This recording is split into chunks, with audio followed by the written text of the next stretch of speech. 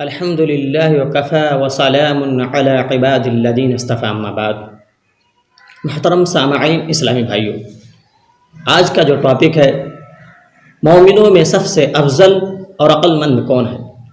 حضرت عبداللہ بن عمر رضی اللہ عنہ بیان کرتے ہیں کہ میں رسول اللہ صلی اللہ علیہ وسلم کے ساتھ تھا کہ اچانک ایک انصاری آیا، پھر اس نے نبی کریم صلی اللہ علیہ وسلم کو سلام کہا، پھر کہنے لگا اللہ کے رسول صلی اللہ علیہ وسلم، مومنوں میں سب سے افضل کون ہے؟ تو آپ صلی اللہ علیہ وسلم نے فرمایا احسنہم اخلاقا، جو سب سے اچھے اخلاق والا ہو۔ اس نے پھر سوال کیا، اللہ کے رسول صلی اللہ علیہ وسلم، مومنوں میں سب سے زیادہ عقل مند کون ہے؟ تو آپ صلی اللہ علیہ وسلم نے فرمایا جو سب سے زیادہ موت کو یاد کرنے والا ہو اور جو موت کے بعد آنے والے مراحل کے لیے سب سے زیادہ تیاری کرنے والا ہو، وہی سب سے زیادہ عقل مند ہے۔